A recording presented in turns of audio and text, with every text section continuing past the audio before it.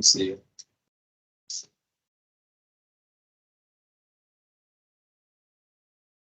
All right, we'll go ahead and begin.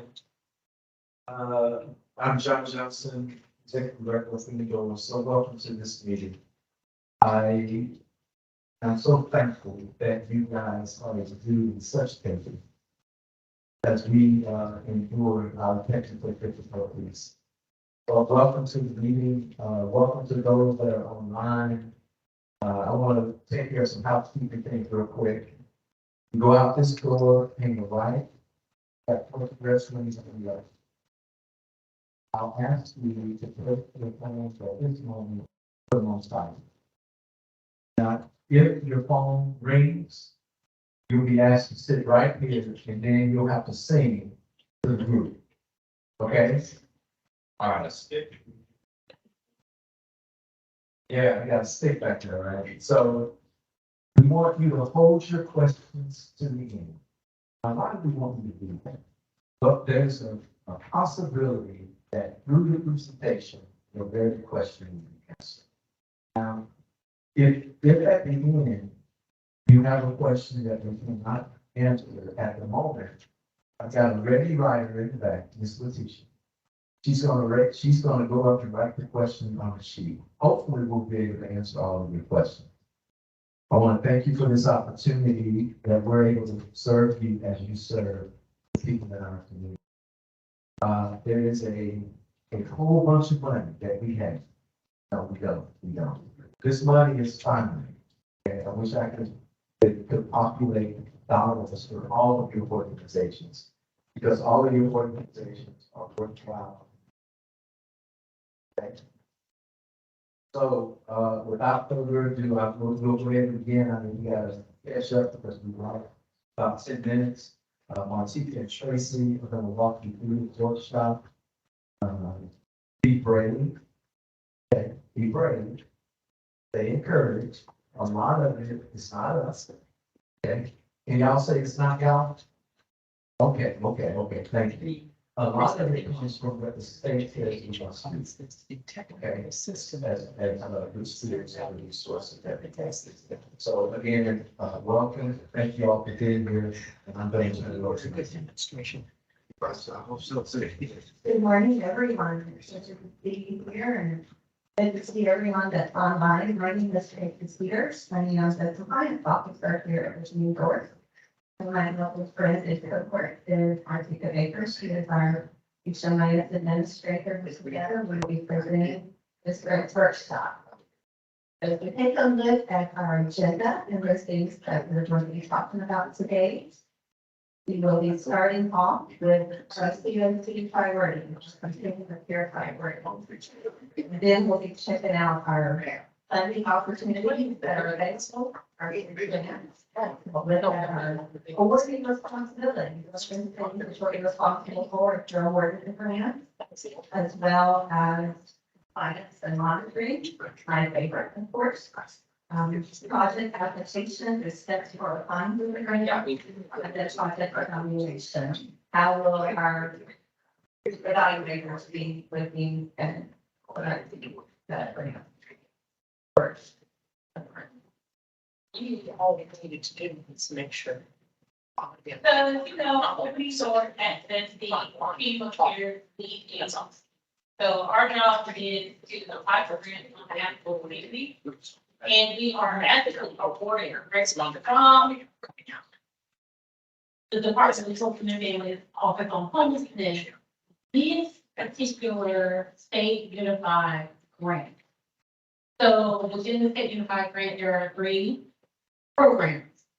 And the COC is required to follow certain priorities. Our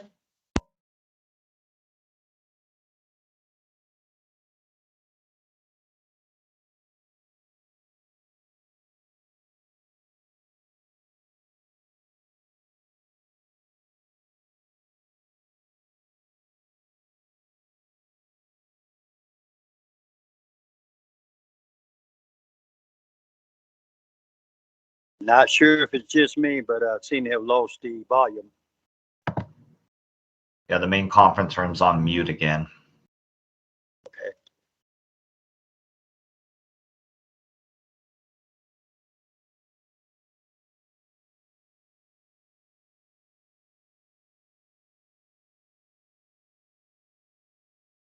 that fall within two marginalized. groups.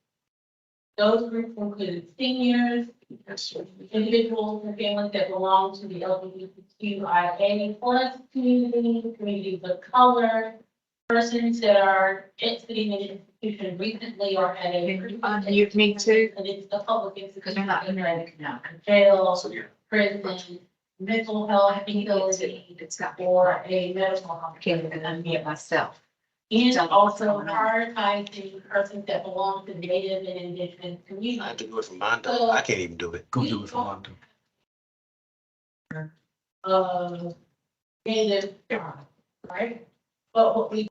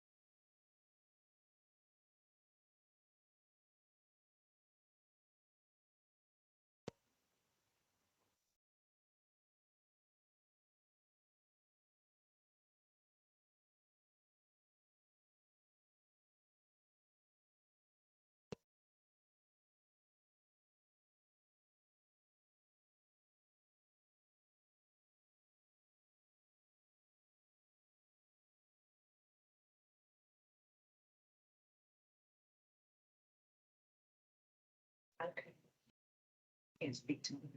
It's not able to do that. It's unmuting. They still can't hear. Okay. Oh, maybe they- No, we can hear you. It's working now, Martin.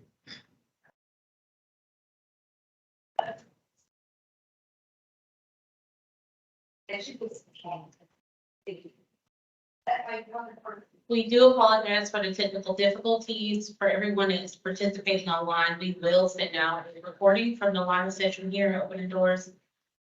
Again, we do apologize.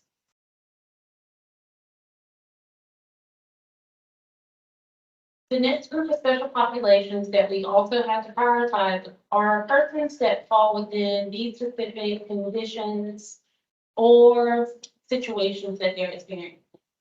So we're required to prioritize specifically to the emergency solutions grant. Veterans and families that are transitioning back into civilian life, unaccompanied youth, domestic violence survivors, and this also includes individuals that are actively fleeing dating violence, sexual assault, stalking, human trafficking as well. And it also includes our members of our community that are facing chronic homelessness. So briefly, I want to define what chronically homeless is according to HUD, because ESG falls within the HUD umbrella, okay? So with HUD, their definition of chronically homeless is a person or a member of a family that has been homeless consistently for 12 months or more. Or it is an individual that has experienced homelessness 4 or more times in a 3-year period.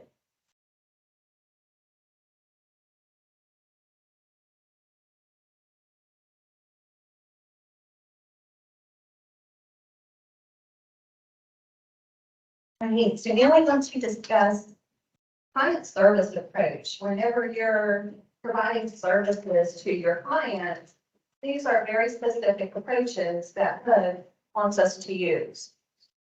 The first, and I'm going to tell you this before we get started, we're not going to go into great detail because literally we could do trainings and hours of training on each one of these, but we don't have time for that today. It's just going to be just a quick snapshot. And in our future trainings, whenever we do train our grantees, then we'll be going over these things in more detail. So the first is client-focused care. A client-centered approach is an approach, or a client-focused approach, is an approach to providing case management services whereby individuals are encouraged to make their own decisions about their goals and how to achieve them. We don't force our beliefs and what we think is best for them onto them. This is really important in case planning. And so everyone that is awarded the grants will have to be doing case plans for their client. And making those goals and those, to reach the next steps in their life. And so during that case planning process, we want to help our clients clarify their key values, their strengths, what challenges they face, and we help them develop their own goals. So, we do an assessment. And you'll hear us talk about assessment during case management a lot. And then we use those details that we learned during the assessment process to then help the clients with the case planning goals. So for instance, if we're client-centered, we're client-focused, you come to me and say, Tracy, you would make a great nurse. You're just so caring and compassionate. You would make a great nurse. Now, I know that when I was 15, I passed out and, when I hurt myself. I know I could never be a nurse. So it doesn't matter what you think might be good for me. I know what's best for me. And so as we're doing the assessment and you're learning all about me, and then you say, okay, and no, you may not really want to be a nurse, but I really think you should go to nursing school. And here are some good nursing schools in our area. That in and of itself then is just doing what we want. It's not being client focused. So we want to pay really close attention to what our clients are saying and what they want. We want to help them reach their goals. The second important thing that we want to focus on is trauma-informed care. Now, this is an approach in the human service field that assumes that individuals have probably gone through some type of trauma in their life. We have to shift from thinking, what's wrong with this person, to, I wonder what's happened to this person. And it's not about just trying to treat symptoms, right? We're not mental health providers here. We might have some, I don't know. But the majority of us are not mental health providers. We're not trying to treat symptoms, but we just want to recognize the fact that when a person goes through trauma, it affects their ways that they act. It affects the way they behave. And so we want to use this information then to set a really good environment, a place where they can come, safe, they feel emotionally safe. We don't want to traumatize them again. So that's really important for us to train our staff on how to be trauma informed. And finally, culturally competent. And as I was looking at a good definition, I'm going to read it because it's a mouthful. The technical definition is the ability of individuals and systems to respond respectively and effectively to people of all cultures, classes, races, ethnic backgrounds, sexual orientations, and faiths or religions in a manner that recognizes, affirms, and values the worth of individuals, families, tribes, and communities, and protects and preserves the dignity of each. Mouthful, right? But really what that's saying is that we have to be aware of our own cultural beliefs. We have to recognize that there are different cultures around us, that we need to learn from each other. We need to learn and honor those different cultures and those that we work with. We need to value diversity and adapt to diversity and the cultural context of the community of this.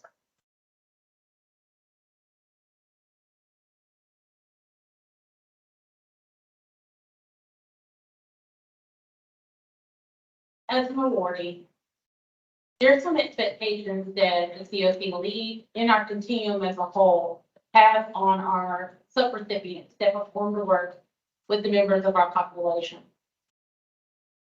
There are some best practices that I would like to go over today, specific to the way that we should interact and the strategies and actions that we should apply whenever we are working with the members of our community. The first practice that I would like to go over is House Them First. House Them First is based on 5 core principles. Those 5 core principles include not requiring the client to be house them ready, but to rapidly rehouse them as quickly as possible. The next core principle is to ensure that the client has choice, that they have a voice in their path to sobriety and their path to housing. It's also that they have self-determination.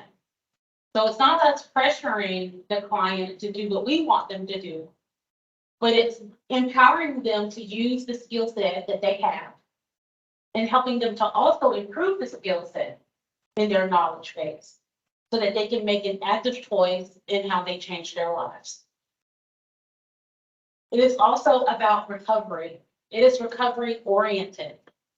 So it's meeting the client where they are. It is also ensuring that the client makes the choice to get treated, that we don't force treatment on them. We'll talk a little bit more about that later. It is also about an individualized, client-driven case plan. So the client will work with you and voluntarily decide to go into a case plan. There's no one-size-fits-all process for serving people. There's no one-size-fits-all plan for how a client reaches self-sufficiency, sobriety, and housing retention. And we want to ensure that we help our consumers, our unhoused neighbors, to integrate socially into our community and to become a part of the community in which they reside in.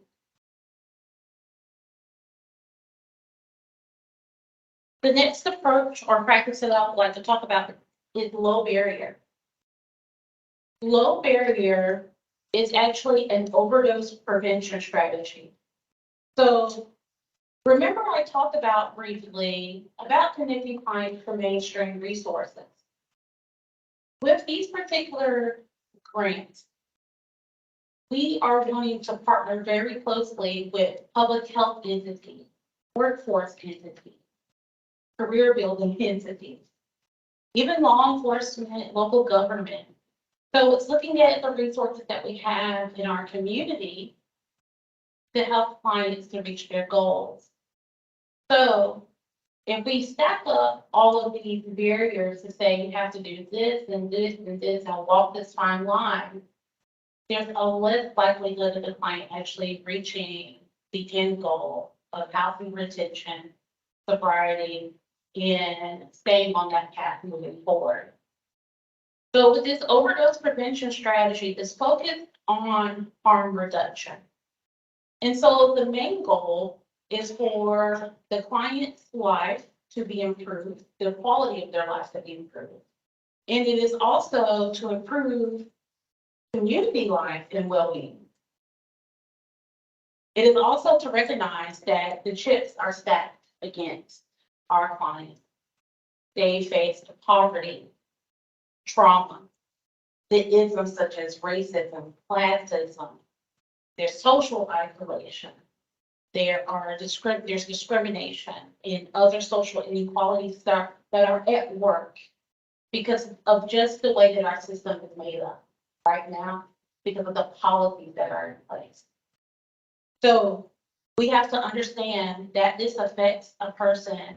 They remain vulnerable and it reduces their capacity to even deal with, even considering doing a case.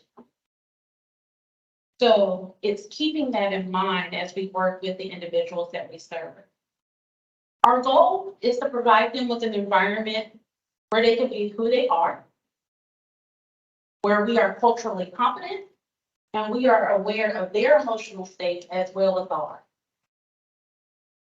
With the low barrier approach, it's non-punitive. We don't judge, and we don't coerce the client to do what we want them to do. Again, it's about self-determination and client choice. And we want to empower them to use their voice so that they get a sense that we value their safety, that we want to build managed use programs in our community, and to help them to ultimately reach that goal of abstinence. The final practice I want to go over is fair housing and equal access. Fair housing is briefly defined as prohibiting housing discrimination based on protected classes. Tracy went over a lot of the protected classes, such as race, color, religion, sexual orientation, sexual identity, gender identity, during her culturally competent spiel.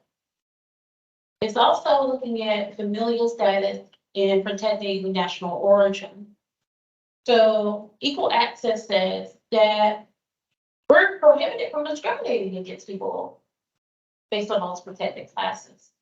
And so our goal as a community should be to create meaningful steps to address social disparities and housing access and opportunities to reach housing.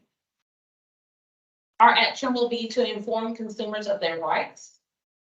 We want to inform them of the resources that they can obtain and reach out to in case they face some sort of housing discrimination. And we want to give it based not on our own understanding, but what's legal. So federal law, state, and local law. And we also want to ensure that we inform our local jurisdiction about what challenges clients are facing with fair housing and equal access, so that they can understand what could possibly be hindering our current clients and clients in the future.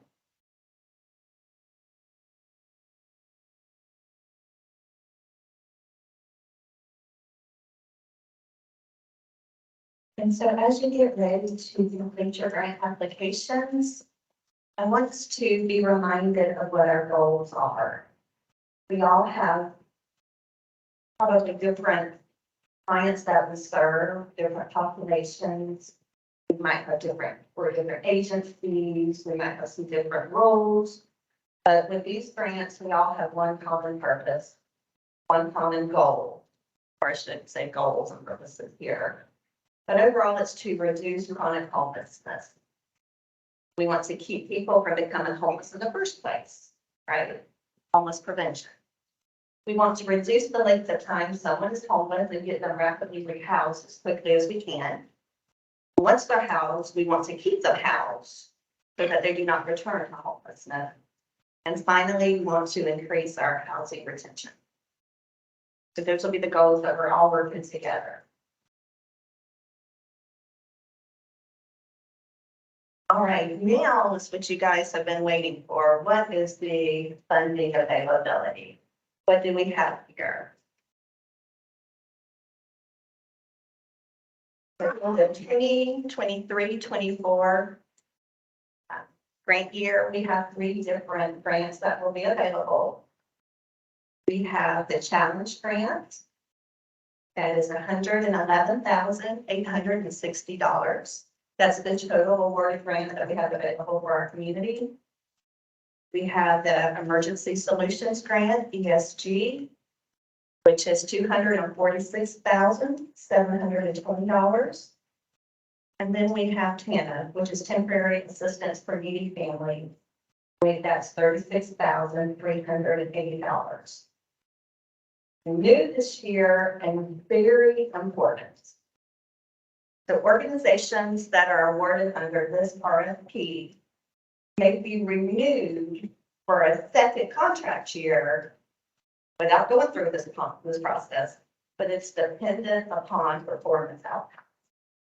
So we'll be talking about a report card in a little bit, and for those organizations that quote maybe straight A, they may be auto-renewed without going through the process. That's it. We'll talk about that in a few minutes.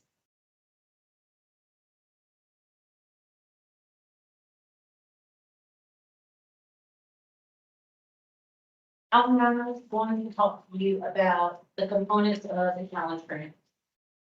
As Tracy said before, the challenge grant, the available award in our community right now is $111,860.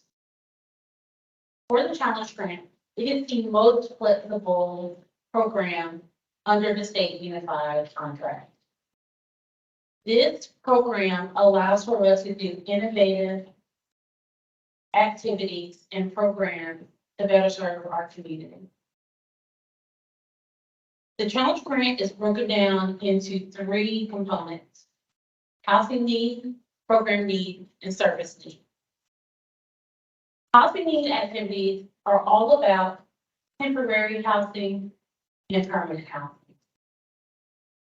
So some of those activities could include emergency shelter, homeless motel voucher programs when existing bed capacity, rapid rehousing, homeless prevention, transitional housing.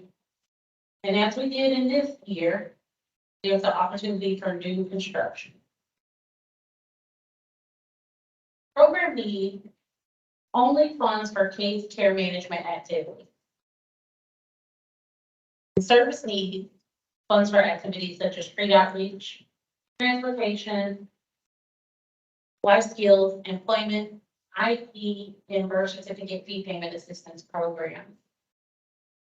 So when you look at the challenge grant, think about the type of program that you should develop. Do you want to develop just a housing program?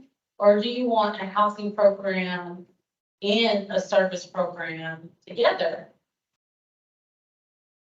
So think about with the goals and priorities of this actual contract, what kind of program do you want? With the challenge grant, I also want to bring up that case care management, although it's only under program need here, and that's where case care management can actually be pulled from.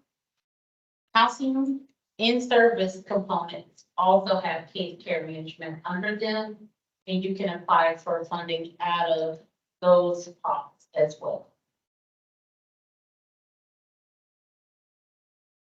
The challenge grant has deliverables. All of our grants have deliverables.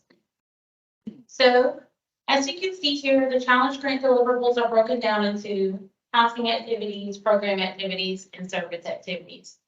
And the service deliverable expectations are annually, and it's combined as a group. Based on a awardee's award amount is how many deliverables you're assigned in a components category. For housing activities, as a whole, we have to serve 60 individuals. For program activities, 36 individuals. Service activities, 24 individuals for the fiscal year. And as you're awarded again, you just repeat the next year.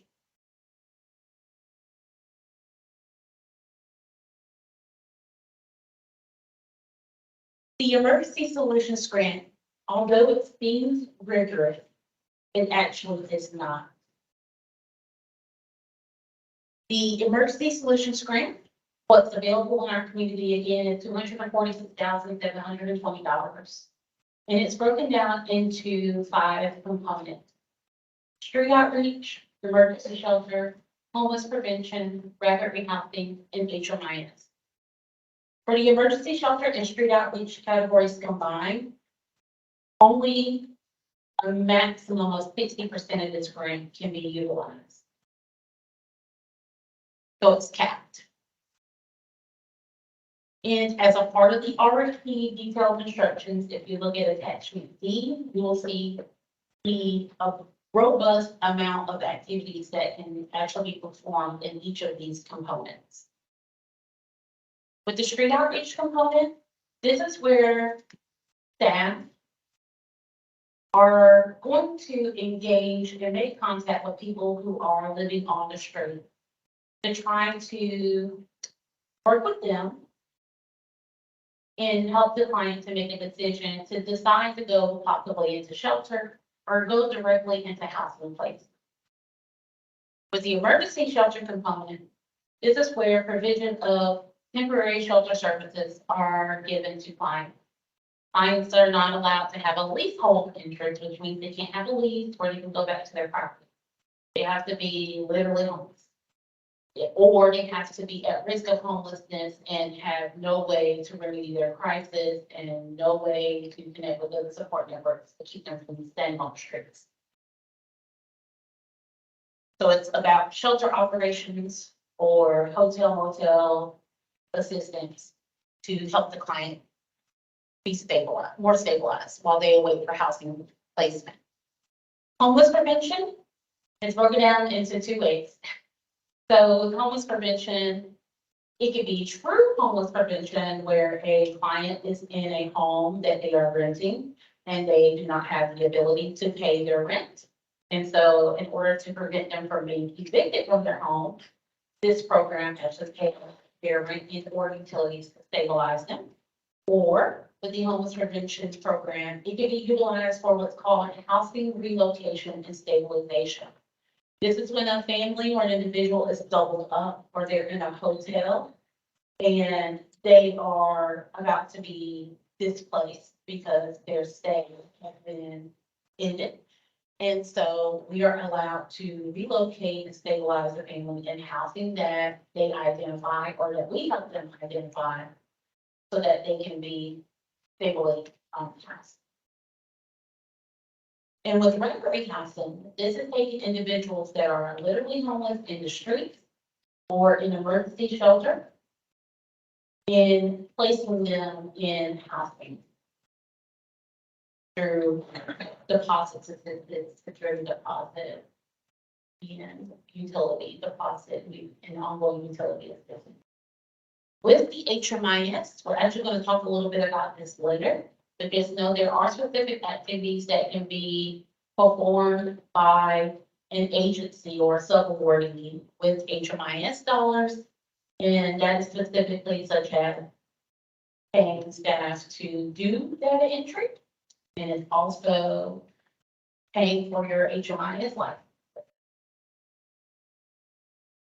With the ESG, deliverables work the same way. We have a requirement combined for all awardees that you have to, as a collective, we have to serve 300 street outreach clients, 144 emergency shelter clients, 60 homeless prevention clients, and 24 recovery housing clients in the fiscal year. In service delivery expectations, your deliverable assignment is based on the amount of your award.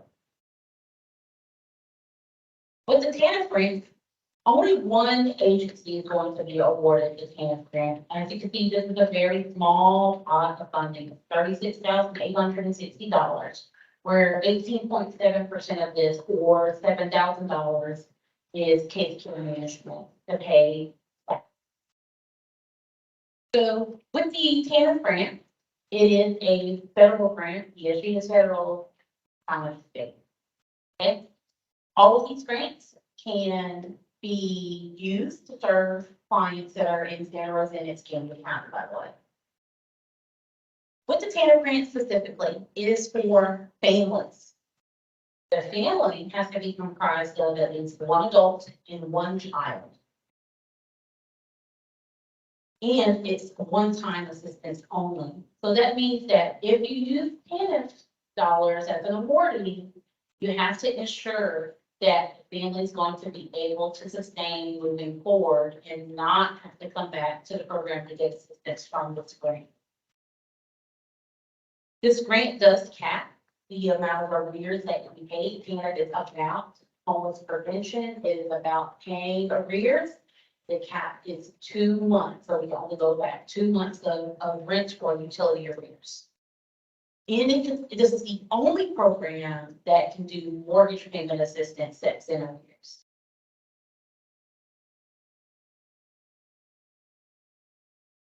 TANF's deliverables is just one household, so we have to serve 24 individuals for the fiscal year. And it should equal out to at minimum 12 households. The performance requirements for TANF. TANF does have a specific requirement that 85% of the households that actually receive financial assistance from the grant have to remain housed at the end of the 12-month period.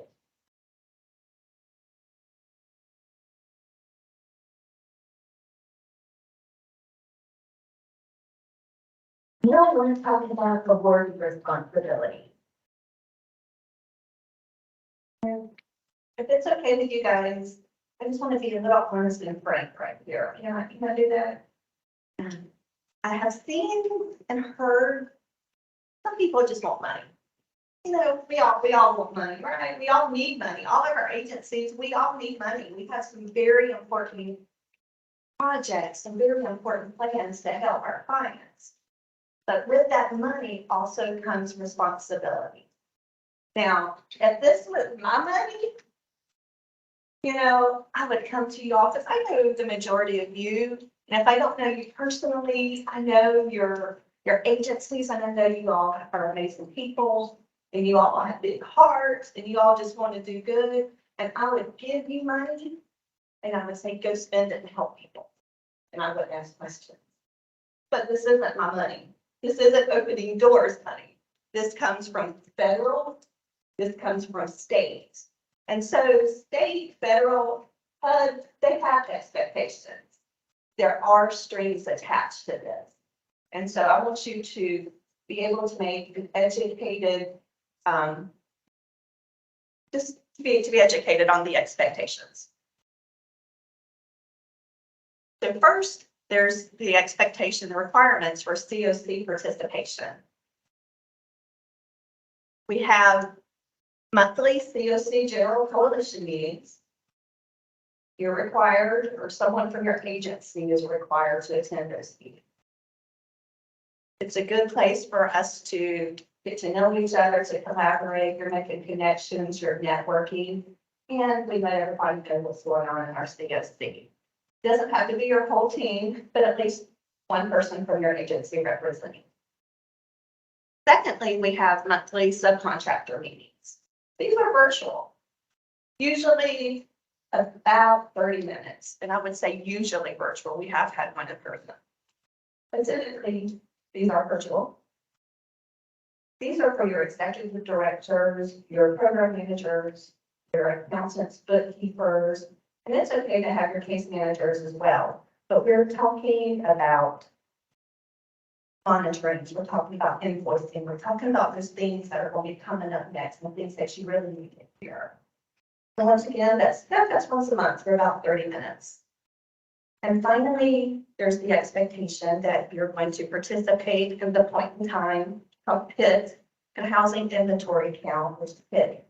That's 1 time a year. So with that, that includes going into the community, collecting surveys, meeting with those that are literally on the streets, getting information from them, asking questions, surveying them. It's collecting information, data for HMIS, providing that information to our HMIS lead, and then, as I said, involved in that cleaning up process that Tika knows so much about.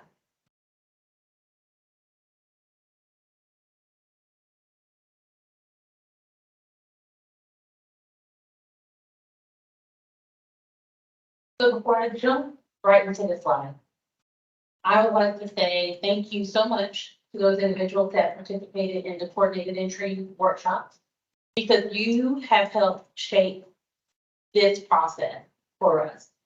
You're helping the community as a whole to determine what are our priorities and how do we need to move and how do we need to engage with the people that we serve. So thank you very much for that.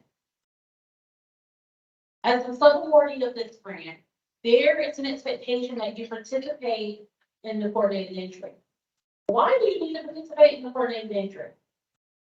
Well, one, it's mandated from the state that whenever you're utilizing these grants, that it comes through the coordinated entry.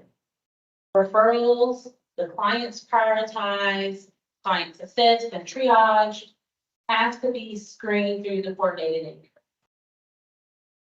So what does that mean for you? It means mandatory attendance for monthly coordinated entry meetings. These monthly coordinated entry meetings are important because it is where you're going to give us your input. What's working well about the process? What's not working well? Are we seeing more people that fall within a certain category or a certain priority group? Are we needing to have a shift? It also helps us to case conference about the clients and learn what is the result of the referrals that have been given. So that is the important thing about being a participant in the coordinated entry is it just helps us to massage it. And it helps us just keep tabs on the client so that we can tell the story of what's happening with our homeless response system. You may be required to be an access point. There's no one size fits all for coordinated entry in any community across the nation. It is tailor-made to what's happening in your community. So we may ask our awardees to be an access point that only does assessment or does assessments in triage and prioritization. It just depends on what we need based on the number of people that are coming through the coordinated entry. It may be simply just to refer consumers to an access point, or you will be an agency that receives direct referrals from the coordinated entry to process them for housing placement or homeless prevention.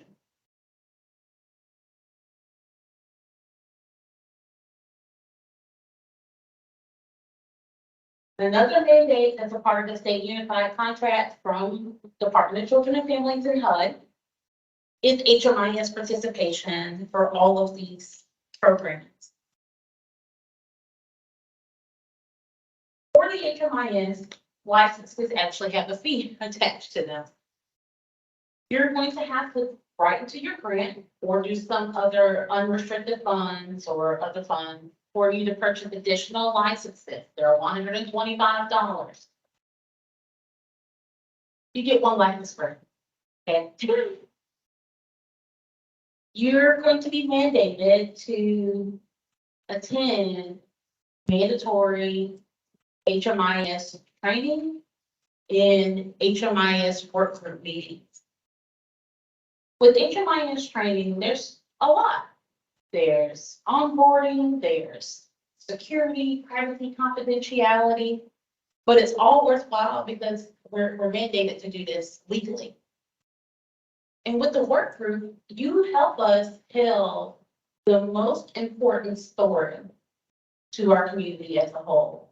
You are telling the story of how our community is performing to prevent and reduce homelessness. So what does that mean? We have to do that with good data, accurate, complete, and timely data. I'm going to talk a little bit about what that means for domestic violence providers, because victim service providers can't enter data into the local community's HMIS, right? So they actually have what's called a comparable database where they just share aggregate reports.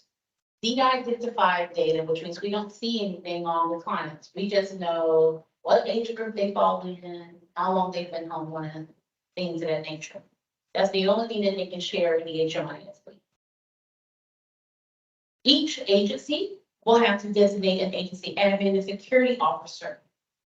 Their roles are super important to the community and to the HMIS lead, because my job is to train the trainers. The agency admin and security officers are trainers at the local agency. My job is to train them in my own job. You have to ensure that all clients served are enrolled in the HMIS project that's set up for you for this award. And you have to follow HMIS data and technical standards, which, by the way, actually are getting released and updated this year in October. So that's already a training that's going to have to take place.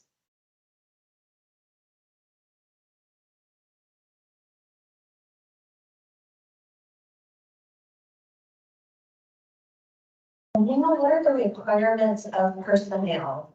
And if we're talking about personnel, doesn't necessarily mean every single person that's in your agency, but it does include those staff, those volunteers, or even interns. I know a lot of us have interns that are paid out of the grants, who do any type of grant activity or who touch client information. So if your clients or maybe your staff do any of those three things, then they have to follow these requirements. One, they have to pass a level 2 background screening through the DCF clearinghouse. Now, we help you with that. You send information to Martika, and she helps set up that background screening. We do want you to fully vet your employees or your interns or volunteers that you're sending through that process, because certain people fail.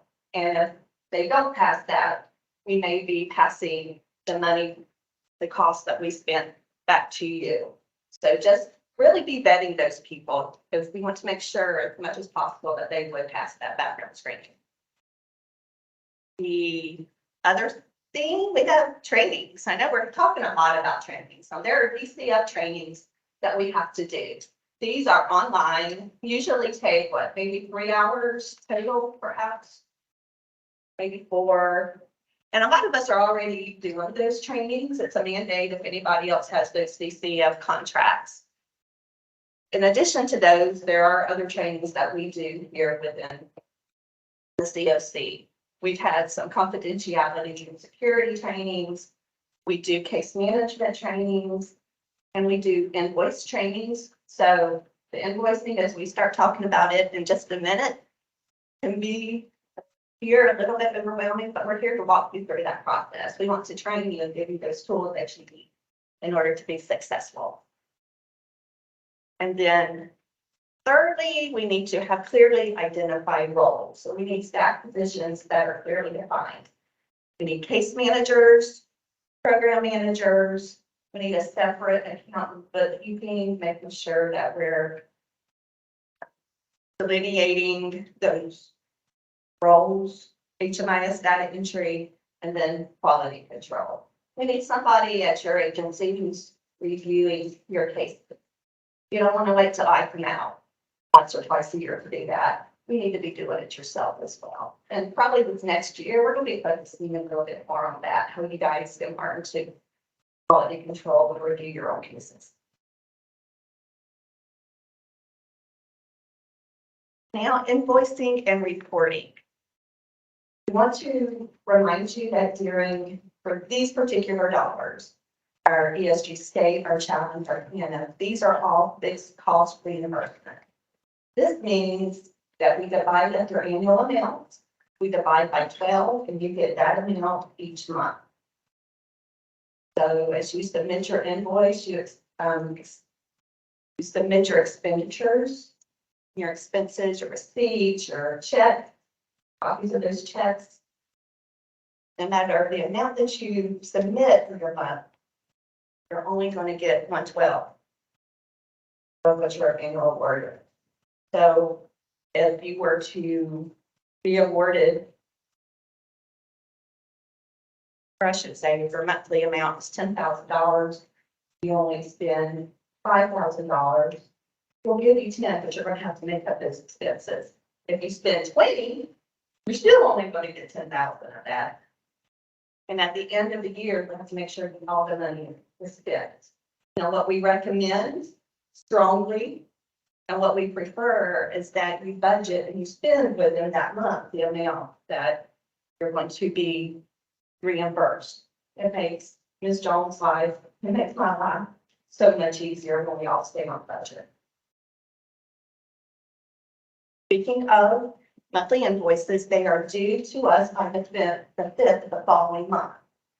So for your May expenses, they will be due by June 5th, as long as the 5th is a Monday through Friday. If the 5th it falls on a Saturday, a Sunday, on the weekend, or on a holiday, then it's due the next business day. And then also, when it comes to invoicing or reporting, there's data quality. Again, we keep going back to HMIS and making sure that we have good data in the system. There are CPIS stuff. She knows so much more about than me, but there are annual performance reports, there's papers, and we want to make sure she'll be in contact with you and her team as far as data cleanup there.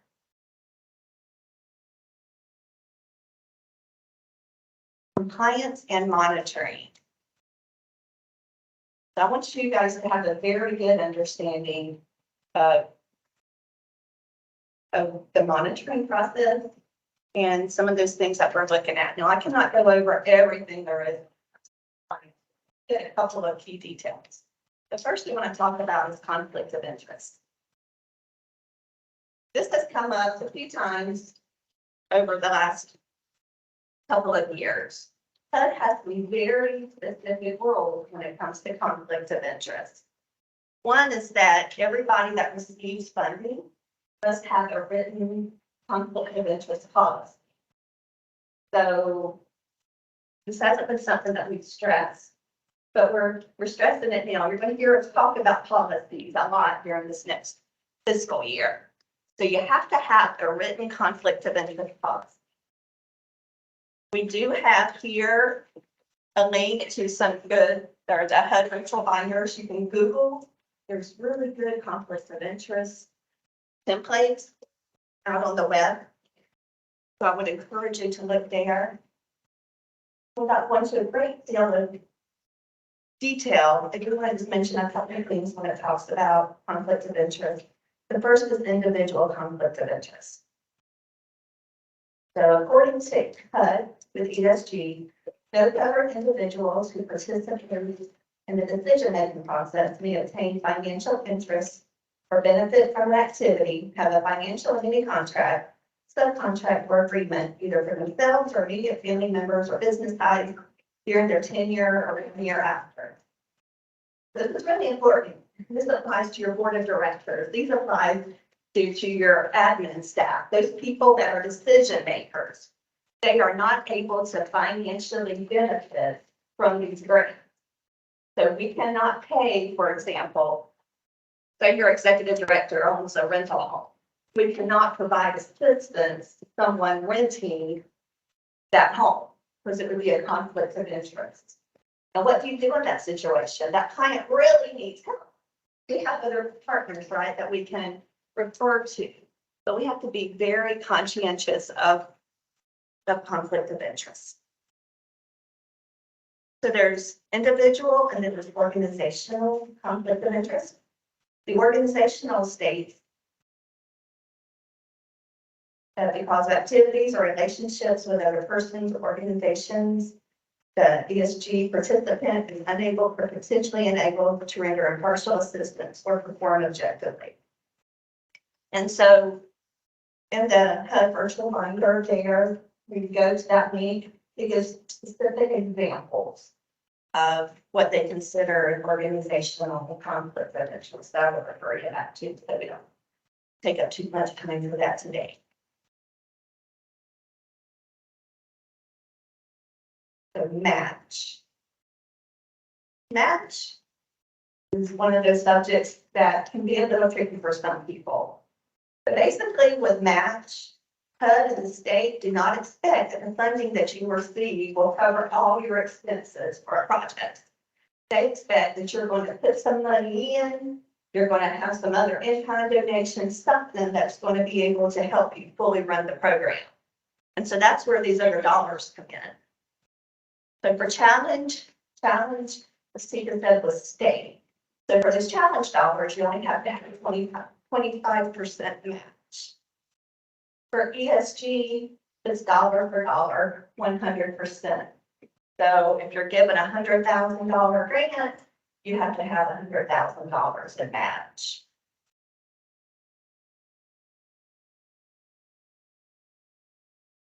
So there are two different types of match. There's cash match and there's in-kind. Once again, I'm going to go over it briefly, but there's a lot more that we can go over in the future. So cash may be used as match. It can come from various sources, private, local, state, and federal resources, as long as there's no statutorily prohibited in the laws. It says that it can't be. And there are certain grants and funding that says this cannot be used as match. We have to follow that. You can use match for your cash resources. Your organization may do fundraising that you can use as match. You can use staff working on grant eligible activities who are paid from another source as match. And so there's specific cash match documentation requirements. It's on a source agency's letterhead. There's very specific things that need to be in that letter, which we will go over at a later time. There are in-kind match as well. In-kind is the value of any real property, equipment, goods, services that would have been an eligible program activity. So the important thing for both cash and in-kind is that it would have to have been an eligible expense. If it's not eligible under the grant, you can't use it for match dollars. And when it comes to, just real quick, when it comes to in-kind, you do have to have a memorandum of understanding input.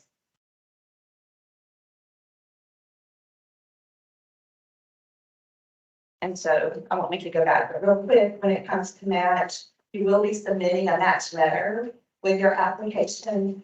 And then each month, there's a match roll-up report that you'll be submitting that will give your expenses that are going towards match. Monitoring. The monitoring is held at a minimum twice per year. That's a formal monitoring. That's when I come into your agency, which everybody was welcome to be in there. They just love when I come. And we go over certain things. I review your client files.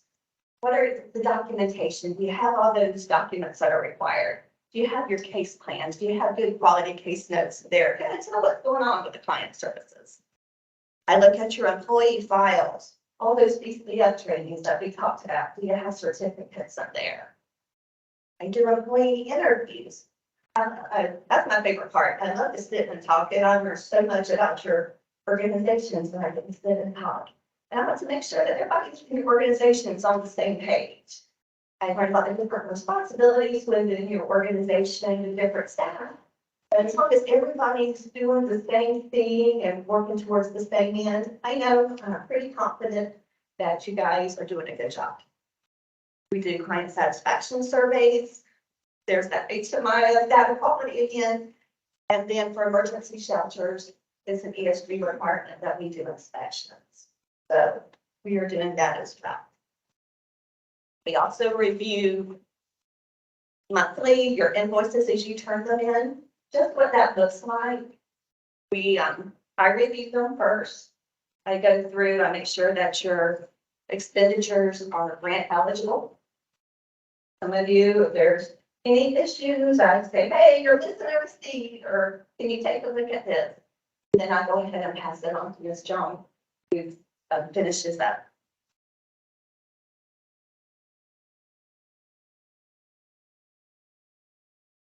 And then this is that report card that I was talking about. So this report card will be determining if we can go forward with next year's grant 24-25 without going through the grant process. So the report card will come out quarterly. These will be made public. So the people will have to be able to see this. So I just want to be upfront and transparent there.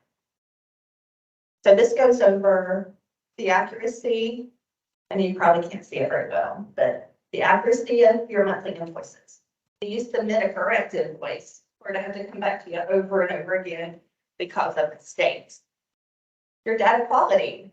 Are you entering everything correctly? Are you following your budget?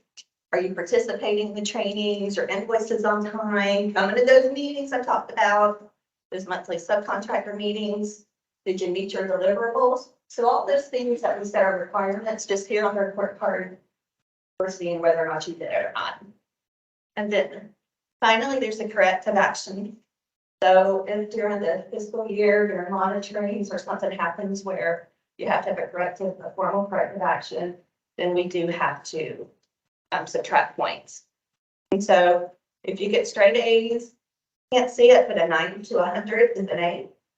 And then if you get straight A's throughout the quarters, then potentially then you're able to go forward, automatic renew for the next grant cycle without going through this process again.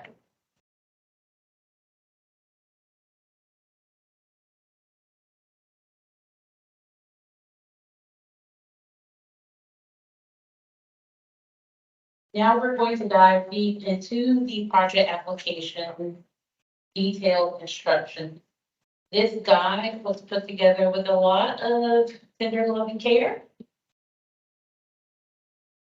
Great thing is we got a template from last year, so it wasn't that difficult to do. Just expand upon the things that we've learned in this year and our experiences with results. The first thing I want to draw your attention to is the timeline. This timeline, not this one, but the one that's actually in the RFP detailed instructions, print it out, slap it on your dry erase board or wherever you have it in your office. Make sure that you have this readily accessible, keep a bird's eye view on it so that you can ensure that you submit certain documents or applications or letters in a timely fashion. What I want to draw your attention to very quickly is the letter of intent is due on May the 15th. At close of business, we close at 5. You need to have that submitted at grants@openingdoors.nwfl.org. So that is a high key checkpoint that you need to meet. You also need to ensure that your application is actually submitted, the Google application is submitted also with a 5-minute video presentation by May 30th at 8 p.m. Central Standard Time. We hope to make an announcement about the awardees and who's been awarded on June 22nd. We hope to execute MOUs the week after. And the actual start date of when you can start spending is based on the state saying that everything's executed and we have the green light to spend. We are expecting for that to occur sometime the week of July 1 through July 7.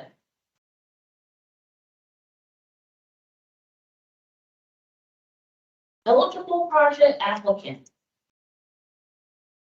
Any organization that applies has to have a 501c3 tax-exempt status. You have to be legally able to operate according to the federal government with your UEI number. So this is how you register to receive federal grants to report that you're receiving federal grants also. You probably wonder, was college grant being a state grant, is this a requirement? Yes. Actually, because the state unified contract is wrapped up in the CFCA number. So because of that, and it goes through its pass-through funding, through the unified contract, yes, you do have to have your UEI number to stand back up. Your organization has to have the articles of incorporation. They have to be incorporated. You have to be registered on the Florida Division of Corporations. This is how we know, or some of this is how we know that you are able to operate and solicit in the state of Florida. And you also have to be registered through ASDAC. That is also another solicitation and contributions website through the Department of Agriculture. So you have to have all of these registrations and submit this as a part of your Google application. You also have to submit your last 2 board meetings minutes. This is because we are trying to ensure that you have an active board. We also are asking you to submit your conflict of interest policy. We're asking you to submit your 990. And we're asking you to ensure that you have financial obligations and organization policies, which restricts us to go over. So real quick, just as a nonprofit organization, we just need to make sure we have these things. And just very briefly, we need to make sure we have financial policies and operational procedures. They should be in accordance with the generally accepted accounting principles. You should have your board, should be able to approve your annual budget and financial oversight. Should be have an annual audit. And for those agencies who receive $750,000 in federal or $750,000 in state funds, you're required to go through a single audit, and that should be submitted to us. You need to make sure you have separation of duties with your financial personnel. You need to make sure that you have some funding available. Cash reviews for grants that reimburse the expenses, require that match funds, and you have a good accounting software. So we're really trying to make sure that you have the capacity to be able to do these grants. So again, it never hurts to repeat things. With the RFP application, you have to submit a letter of intent. Your letter of intent should be on your agency's letterhead. You must identify within the letter of intent which grants you intend to apply for. It's due May 15th, close of business. And any letters that are not received on time to grant the opening doors in www.org, you're not going to have the letter of intent accepted, and your application will not be accepted or considered. For the actual project application, you have to complete the Google form. There is a paper copy of the form as well on the website for you to use it as a template to build your narrative and understand all the things that you're going to need to turn in. It can be located on the Opening Doors website at the RFP page. Whenever you received it, it's linked within there. The application is due May 30th at 8 p.m. And any applications again submitted after the due date and time will not be considered and submitted to the review and ranking committee. For the RFP's application instructions for support documentation, I went over a little bit about this. So having your incorporated registration documents such as your FSTATs, your divisional corporations, submitting your board meeting minutes for the last 6 sessions, your conflict of interest policy, list of key staff and job descriptions. This is super important because we need to understand who's going to be doing what. 990 to make sure that you have the financial capacity, a grant-specific detailed budget proposal, which will be put on the budget tool. You'll put a narrative about what staffing positions you're going to fund, things of that nature, and how much money you intend to spend on case care management or the direct client services to the program. And then you also have to upload your match letter. There is a match letter template that's also on the website that you can utilize. We also will accept it on your agency's letterhead. As a part of this process, something new, something that we had considered for the last 2 process RFP applications, but now implemented, is having a 5-minute video presentation. You are going to need to sell your program and proposal to the review and ranking committee because they need to understand, does your organization understand the continuum priorities? Are you developing a program that's going to help the community reach the goals that we need to obtain? So we want to hear a description of your program and how you're going to adopt continuum priorities. How are you going to address best practices? How are you going to connect clients to mainstream resources and work with those providers that give those mainstream resources? And you're also going to need to upload it within your Google Forms. And we have given some recommendations to software. I can tell you I've used every last one of these. They're fairly easy to utilize and to work with. And they all have detailed instructions that actually tell you how to do it. So just make sure that your video is no more than 5 minutes and it's not going to be, difficult to do. And if you need any help, just ask. But you can also just use those detailed instructions over there. Project evaluation and reviewing rankings. So this is our selection committee. The selection committee is made up of a chair and 4 members that review, they actually read the RFP guide. They go over this presentation, they get training from the program, from the administrative team through opening doors.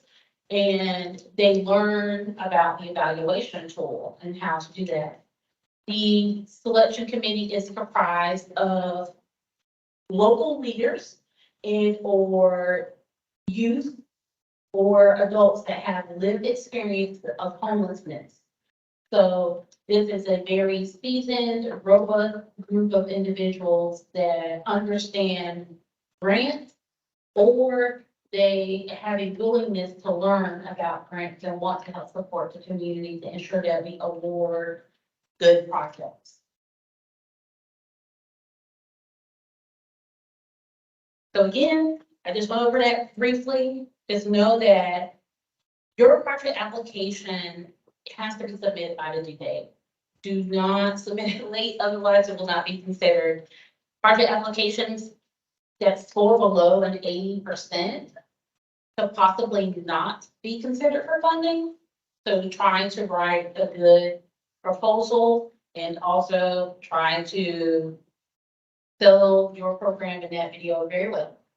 And there's no guarantee of a program award because as you can see, it's very limited funding.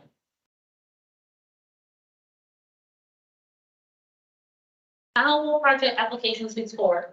So project applications are scored with an evaluation tool. The evaluation tool is included within the RFP detailed instructions. We ask that you submit all the required documentation in the 5-minute video presentation on time, that you're able to demonstrate your administrative and financial capacity, and that you tell us how are you going to, again, adopt the best practices that the continuum has and that our funders have. And do you understand clearly what this RFP was about, the priorities, the best practices approach, the financial weight to the administrative weight of this grant? So make sure that's shown in your narrative that you write.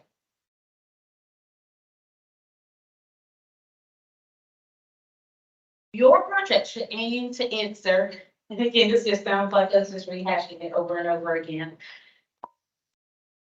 all possible solutions on how we can prevent and reduce homelessness in our community. How do you plan to endorse the priorities and adopt the best practices of the continuum?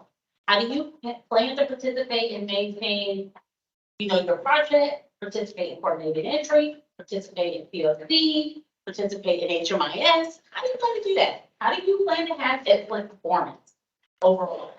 What are some strategies to connect clients to permanent housing, but also to mainstream resources? Think about the program that you're developing. How do you intend to provide quality supportive care ongoing? That doesn't stop because these grants are a year long, right? So once you start working with the client, they're with you for a year. So make sure that you're developing a program that can serve the client for a year, not financially. Doesn't have to be financially for a year. Think about the supportive services, the care management that can be provided for a year. And describe your organization's commitment to advancing equity as a community partner. So how are you going to address culture and emotion, self-determination of clients? Upcoming news. We are already going over the timeline, but just remember, we mentioned this timeline 3 times. So that shows how important it is to follow that timeline. And we've also mentioned multiple times the RFP detailed instruction multiple times. So it's super important that you pay attention to those things and that you have them readily available as you're going through this process.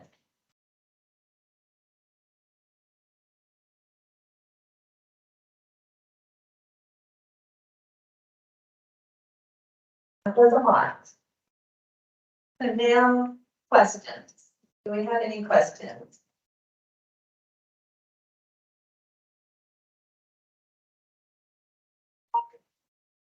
Goodness, you have to talk in mind. I have a bunch of questions. Okay, Ms. Tracy. I come with questions, y'all. I always do. The first question is, how long will it be before we know if we can be auto renewed? How long until we know it's the auto renewed? That is a very good question. And do we still have to do the 5-minute video with auto renewed? So if you're auto renewed, you don't have to go through this process again. So that's a good question that we don't have the answer for today. So it is looking at, well, what's our monitoring schedule? When are we going to do our last performance review to determine what that process should look like? And determine, okay, is an awardee performing well enough the last quarter and across the board for us to do auto renewal? Or do we now need to consider reallocation for a certain pot of funding? So that's a great question that we do need to write a detailed plan out and get that out to sub-awardee. You're right. And if a person is, an agency is auto renewed, is it for the exact same amount that they got before? Yet, that there will not be any fluctuation unless there is a reallocation that happens because of poor performance. If an agency ends up being, their funds being reallocated because of poor performance, what will happen is there will be another RFP, but only for that pot of funding. And current sub-awardees can compete for that fund, those funds. I think that's for you to have them on so others can hear it. I will repeat that again. So Ms. Tracy Simmons, asked a question in the room, and her question was,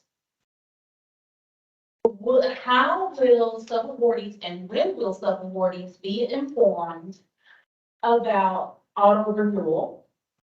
And so my response to Ms. Tracy, and that will also go onto our website, is that, yes, the COC lead does need to write out a process that discusses the auto renewal process. And we do have a reallocation process that's already written. So what will occur with auto renewal is we will measure what has happened in performance for each quarterly performance for all sub-awardees. If an agency is determined to have not performed well throughout the fiscal year, their application will be open for reallocation. What will happen is if an agency's funding has to be reallocated, a new RFP will go live, but only for that reallocation amount. And current awardees of the 23-24 period will be able to apply for that reallocation. So yes, a process stating how the auto renewal will work does need to be delivered to sub-awardees once this goes live. You mentioned that there was a cap for, TANF and that they must sustain. What about each in the challenge? Ms. Tracy's following question is that there was a cap mentioned for TANF grant. What is the cap for a challenge grant and the emergency solutions grant? We have not determined that yet without talking to the review and ranking committee and also the executive committee. So that is going to have to be answered. And we will speak to get that answer on our website and also back to you directly via email as soon as possible. Okay, so coordinated entry, you mentioned that we may have to start being an access point. Will we be notified that we need to start, or will you explain how that process works if we have to start being an access point to do coordinated entry? Yes. So Ms. Tracy also asked a follow-up question. Ms. Tracy's follow-up question is related to the coordinated entry participation. And Ms. Tracy's question is, will sub-awardees that have to participate in the coordinated entry be notified of the process of how they will do, being an access point and what that all entails? Yes.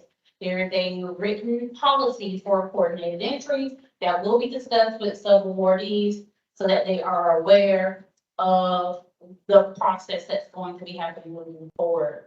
It is being tweaked to meet the needs of this current RFP. So it is not ready for disbursement right now, but it will be ready for disbursement whenever we execute the grant in July. Okay. You mentioned fixed costs. You mentioned that if we underspend or overspend, but I just want to make sure I'm correct. If we overspend, we just have to wait till the next billing cycle to catch, you'll catch us up at that point. So let's say our budget is 8,000 a month and we spend 10. We're only going to get the 8 and the other 2 will have to catch up on the next billing cycle, correct? So if I can just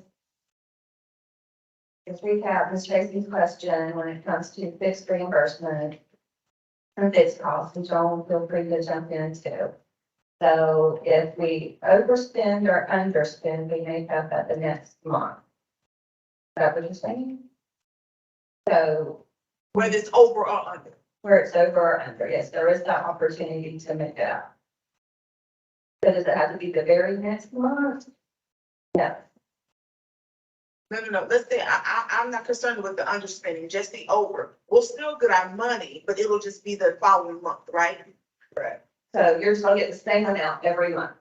Right. Yes, At the end of regardless the of. grant, you will pay the entire grant amount, and it's your responsibility to spend it throughout the 12 months. And like I said, so much you may go under the 8,000, so much you may go over the 8,000. John, But at the John, end, John, you'll be paid whole. John, would you go up and speak, because we got people around that game.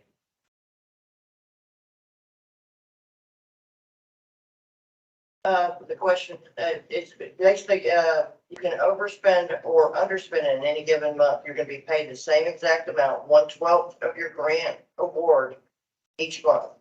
And at the end of the grant cycle, you will be made whole by the grant amount you were awarded. So say you were awarded $50,000.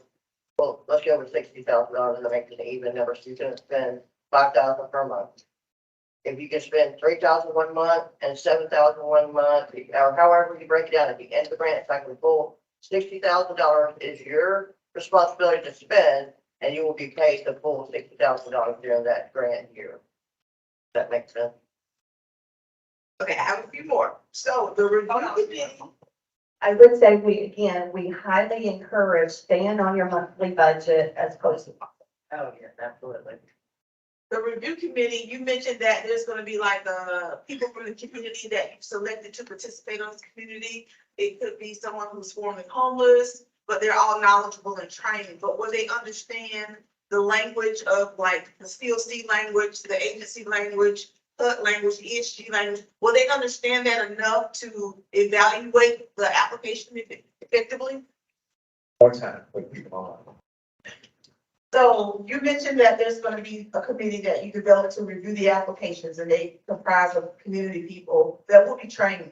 However, will they be able to understand the language that we put into the applications that pertain to ESG regulations, HUD regulations, COC, agency? Will they be able to understand that and grasp it enough to evaluate the application effectively? Yes. Now, you mentioned. Wait. We're gonna go to somebody else. Your last question. We'll come back to you, okay? Okay. Okay. Go ahead, Trey. Okay, so you mentioned, match, and we talked about this before, but I just wanted, we never got an absolute answer back. The match has to be an eligible item such as rent and rent or case management and case management. But does that match have to be where that person is also meeting grant eligibility, as in 30% for ESG or 200% for challenge? Or does it simply have to be an eligible item such as rent? I believe the answer is yes with that, as long as it's, Yes. as long as it's with that particular grant activity, it's an eligible match. All right, we'll come back, because I know she's got more questions, but I want to give somebody else an opportunity to ask a question. And I'm not picking on you, Tracy. We're gonna come back. Troy. If your organization has different entities in that organization, pursuant to the letter of intent, apply for all three grants, challenge, emergency, and the temporary assistance? Yes. Your organization can apply to all three opportunities. You can also apply to various components within those opportunities.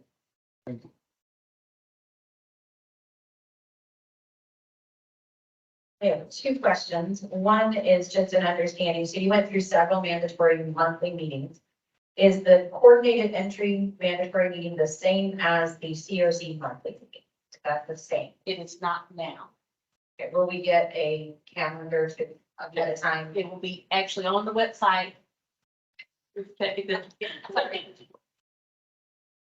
So yes, level awardees will be informed about all of these meetings. And now on the website, there is a calendar events where you can actually see these meetings on the website so that you get a reminder and things of that nature. And my second question is specific to Favor House. So as the DD provider and not able to provide to participate in HMIS, and you're doing a quarterly report card that has 20 points associated to data quality, how will you assess for us not being able to be a part of that and not always have us be in the B or less range on our quarterly report card? That's a great question. So the way that state and HUD has had us do this before is that we would just get an aggregate counts report from your database that you release to us. It could be, and I don't know if you're on Osmium or some other Xcode or something, okay, you're on Osmium. So you just get an aggregate report with the identified as counts to us. And then that will be meeting that HMIS requirement because we can report that client served number to the state in our monthly status reports on your behalf. So we need to plan to provide that to you monthly. Yes, ma'am. And we'll set up an encryption process, just in case, because we don't ever know what can happen.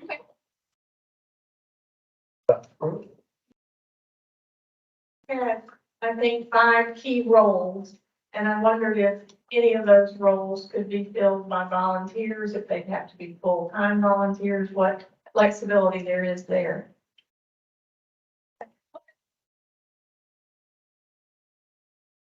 So there are certain roles that likely should be completed by a paid staff member. However, there are certain things within these positions that can be completed by a volunteer. So yes, the Department of Children and Families welcomes volunteers and interns to participate in things such as case care management. I know some of our organizations here today have interns that are actually participating in the programs to work with data entry in the case care management aspect. If you have a volunteer bookkeeper or an accountant, that is okay, but you do want to have like a second that is, delineated to look at some of those items as well to ensure grant compliance. And again, you can use that individual's volunteer time, which you should probably use the Florida State standard of the pay rate for volunteers to use that for the match requirement. So that's a great question about the permit. Going back to Tracy, anybody? Oh,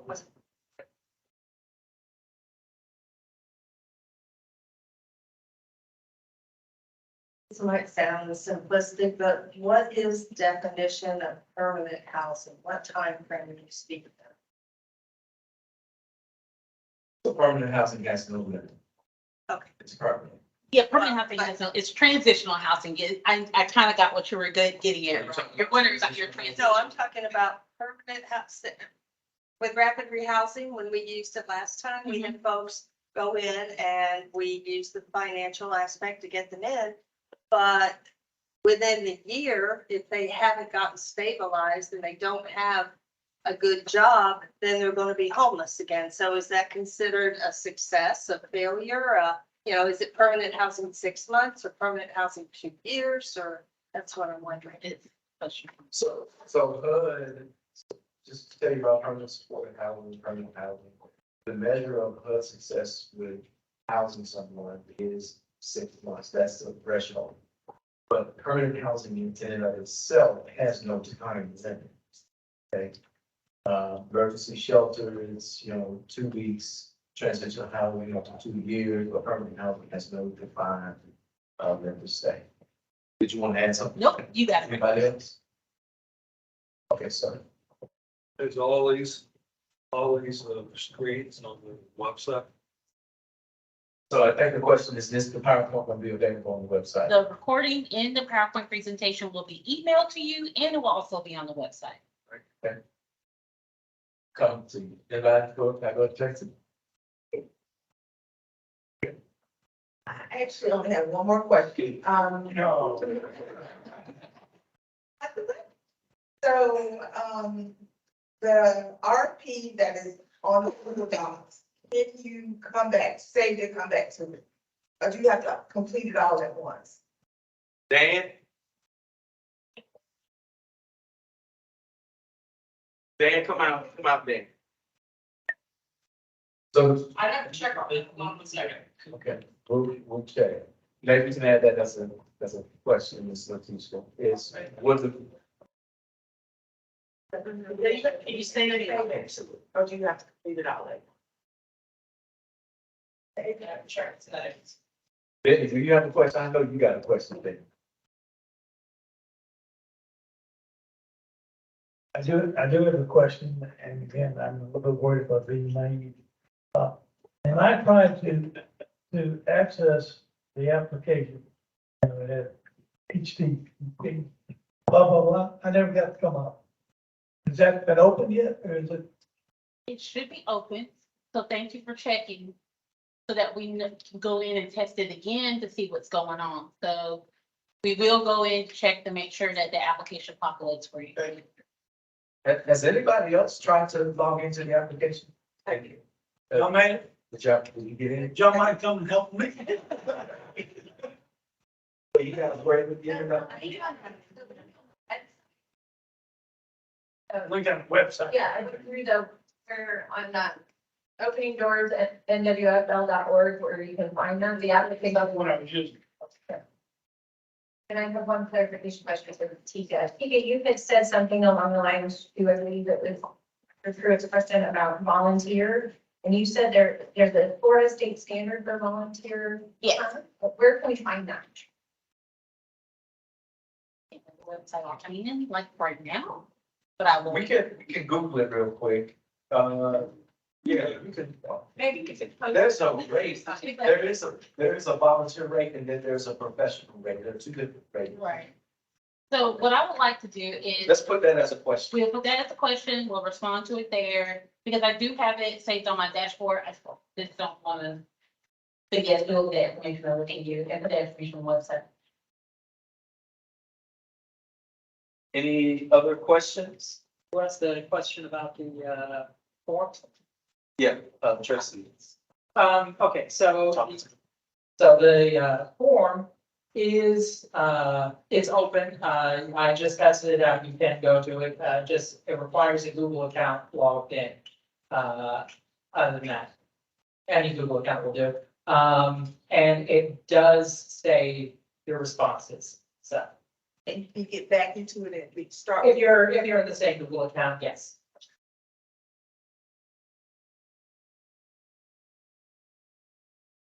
This isn't a question, but I just want to compliment y'all. I've been listening in on these things for a few years, and you all have come so far on how sophisticated the information and how well you educate us. So thank you so much. We appreciate that. We do. Any other questions? Any questions from the folks online? I can't tell though. Hey, John, this is Lawrence Powell. Not a question, but I want Serene, to echo. are there any questions online, Serene? Hey, John. Anything in the chat, my people? Okay. Hello. Okay, go ahead, Mr. Powell. Yeah, John, I just want to echo Donald's recent comment of the same. Just so impressed and so Can't appreciative hear him. of the amount you guys put into educating our homeless providing community. So really appreciate that. And also, for those that may not know, we have Dr. Joe Savage That's gonna be our Civicon speaker. Can you hear me? John, can you all hear me? Mr. Powell, could you, please use the chat? And we will try to answer your question out loud because we cannot hear you right now. It's a comment. Oh, it's a comment? Oh, I'm so sorry. Give us just a moment, Mr. Powell. I'm sorry. There you go. We can hear you now. Okay. I just want to echo Donna's comment about the great work that the COC and Open Doors does as far as keeping us all updated and educated. And also share that we have our Civicon speaker, Dr. Joe Savage, who is director of the Interagency Committee on Ending Homelessness Federal Program. He will be the guest speaker on Monday at 6 p.m. And I just want to encourage you all can attend and just hear what's going to be shared from the federal level as it relates to ending homelessness. Thank you, Mr. Powell. You're so welcome. Any other questions? This is let me see the mic for a second. So this is a Fridays. I think it's still raining outside and you guys could have been somewhere else. Thank you for being with us. I do want y'all to know that we are and have poured a lot of energy into making this opportunity available. And we want to have the highest level of integrity when it comes to the allocation of these funds. So I want y'all to know that good luck. I wish you well with your projects. And if I had more money out there, Pastor Noble, I would go out there and get it if I had more money to give you guys. So there is going to be an additional round of ESG funding. I think they talked about it. Did y'all talk about this? Okay. So there's going to be a second round of Emergency Solutions Grant 3, right? But we have to have 2 spent. So some of you we have some agreements with, and we're winding down the final funding for that, for this particular ESG2. And once ESG2 is complete, the state is going to award us the ESG3. Now, I could say tentatively. Can y'all say tentatively? It'll be about $200,000 that will be available for ESG for all of the categories that they just talked about. But that one has waivers.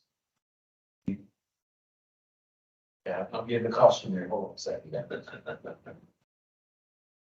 Okay. Yeah, so when that ESG CV, all right, coronavirus CV 3 comes out, we'll let y'all know. Again, it'll be about $200,000. Okay, can y'all say $200,000? I just want to make sure y'all paying. Okay, Tracy, got another question? Is that a separate application process? It will be a separate allocation process, and that particular round of funding is for 1 year, non-reoccurring. And what had happened was, in the state's allocation of ESG from the feds, there was many communities across the nation had unspent ESG dollars, and we are benefiting from reallocated ESG dollars that some communities weren't able to spend. So we get 200,000. And we'll be able to disperse that to you guys in a way so you can serve your people. Okay? All right, I want to get you back here the rest of your day. Is that okay? Thank you. You guys for being with us. And a round of applause for Tracy and Martina. Thank you guys. And we are in the blackout period officially.